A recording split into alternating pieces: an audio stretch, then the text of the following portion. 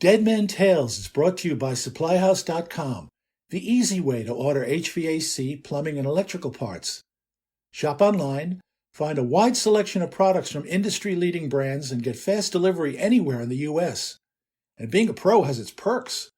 Apply to be a SupplyHouse.com Trade Master and get access to a dedicated phone line, free shipping and returns, and discounts on every order. Join the thousands of trade pros already benefiting from their free membership at supplyhouse.com/trademaster. That's supplyhouse.com/trademaster. From heatinghelp.com, it's Dead Men Tales. I'm Dan Holohan. Huge cast iron column type steam radiators warm Boston's Old North Church, the place made famous by Paul Revere's lanterns. They are of the two-pipe steam variety, but instead of having a supply valve on the inlet and a thermostatic radiator trap at the outlet, they have two angle valves, one at each end. The supply valves are mostly 1.5 inch, the returns 1.25 inch. If you're at all familiar with two-pipe steam, you'll immediately realize those return lines are much larger than normal. And to make things even more mysterious, each radiator also had a one-pipe steam air vent. What we have here is a two-pipe air vent system. This peculiar blending of one-pipe steam with two-pipe steam developed out of necessity more than 100 years ago. You see, one-pipe steam didn't lend itself well to churches of this size. The relatively high heat loss created by vaulted ceilings and single-pane stained glass windows calls for enormous radiators. To satisfy the demand of such huge radiators without creating water hammer or spitting air vents, a fitter would have to install very large supply mains and risers, making sure each was perfectly pitched and properly drained. This simply wasn't practical in most cases, so during the 1890s, heating engineers came up with the idea of installing a second pipe on each one-pipe steam radiator. The second pipe's job would be to drain condensate back to the boilers so that it wouldn't have to flow against the inrushing steam. No steam would travel through this return line, only water. The turn-of-the-century engineer would oversize each radiator drain line to make sure it quickly removed the large volume of condensate that formed on startup and returned it all to the boiler. Since very little condensate flowed against the steam, the engineer solved most of his water hammer and spitting air vent problems before they occurred. Each radiator drains into a wet return. This piping arrangement seals one radiator from the next, ensuring steam will not travel from the supply of one radiator into the return of another. In practice, each radiator works as a one-pipe radiator, with steam pushing air out of the system through the radiator's air vent. The key difference is that the condensate leaves through its own pipe instead of flowing back to the boiler through the supply risers. It's a simply beautiful system with few moving parts. But as you can imagine, installing twice as many pipes as you'd need to heat the building with a one-pipe system added considerably to the installation cost. This is why you don't often run into this type of system. Few could afford it. With the invention of the thermostatic radiator trap in 1903, two-pipe steam with small, dry, meaning above the boiler waterline, returns became possible. Radiator traps immediately made the two-pipe air vent system obsolete. The few that remain are there solely to keep us on our toes. A contractor was hired to replace the steam boiler in the Old North Church. He sized the replacement boiler by measuring the connected radiation load and determined that the replacement boiler would need a boiler feed pump because of the new boiler's relatively low water content. The challenge of using a boiler feed pump, however, was that he had to leave the feed pump's receiver open to the atmosphere. On this job, he knew that when his crew installed the boiler feed pump and opened the return side of the system to the atmosphere, the system's wet returns would drain. With no water leg to stop it, the steam in the supply riser would suddenly have access to the radiator's return risers through the formerly wet horizontal return mains in the basement. This would have caused a tremendous water hammer as the steam crisscrossed into places it had no place being. The contractor realized that even if he placed one large floating thermostatic steam trap at the inlet to the boiler feed pump, he still wouldn't be able to keep the steam out of the return risers. At best, that single trap would only protect the boiler feed pump from damage. But as the pressure built, he knew the steam would push back to the single floating thermostatic trap and create water hammer, spitting air vents, and uneven distribution problems.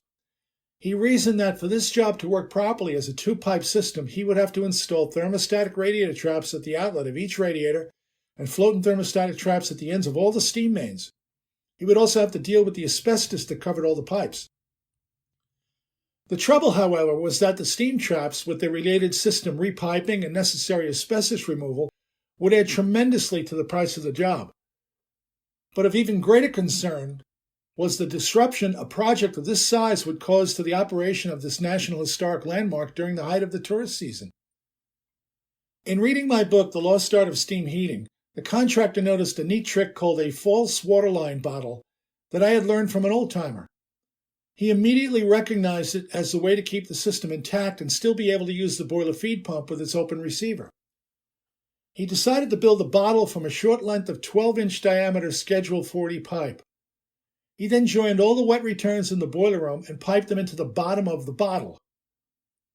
Next, he equalized the top of the bottle with a steam line from the boiler header.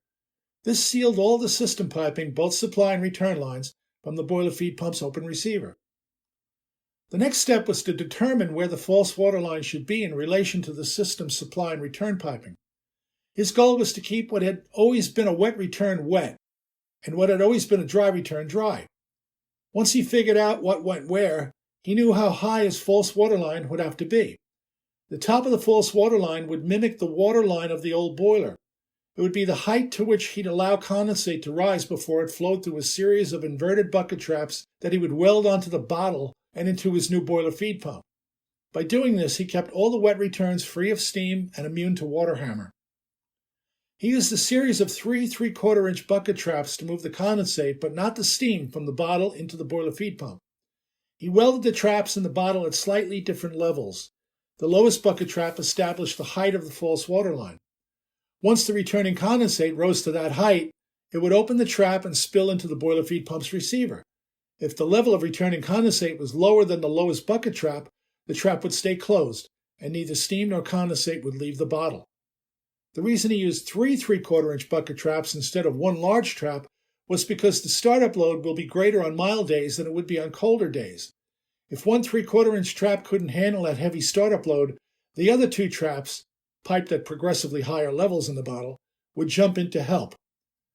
On a cold day, the steaming cycles will lengthen, lessening the number of times the traps will have to deal with startup condensate.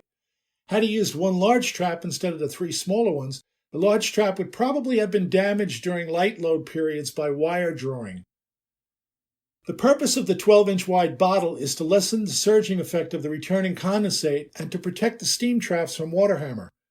In The Lost Art of Steam Heating, I called for a bottle made of 10-inch pipe, but I gave this as a minimum size. The contractor had access to the larger size pipe, so he decided to use it instead. Bucket traps work better than floating thermostatic traps in this application because there will always be some water hammer inside the bottle. Bucket traps are more resistant to water hammer than floating thermostatic traps. A bucket trap generally doesn't handle the removal of air as well as an F&T. On this job, the air removal wasn't a concern because each radiator had its own vent, so the decision was easy. As further protection against water hammer, I recommended in my book that he pipe 2 short nipples and an elbow inside the bottle to force the condensate into a 90-degree turn before it enters the trap. This piping trick lessens the effect of water hammer and greatly extends trap life. Once he had everything piped, he started the system and the returning condensate spilled from the traps into the vented boiler feed pump's receiver. From there, the condensate returned to the boiler whenever the pump controller called for water. The system piping remained unchanged. He touched nothing except the near boiler piping. All in all, it was a beautifully simple and cost-effective solution to a challenging problem. The tourists never even knew the work was going on. The church saved about $70,000, and the new boiler ran efficiently without creating any water hammer whatsoever. Put the bottle in your bag of tricks and save it for the next time you have to replace a steam boiler and add a boiler feed pump to some old gravity return system. Hope you enjoyed that Dead Man Tale. And if you did, please share it. And if you haven't already, please subscribe to this podcast. I have many more Dead Men Tales to tell you, and I appreciate you taking the time to listen. Thanks.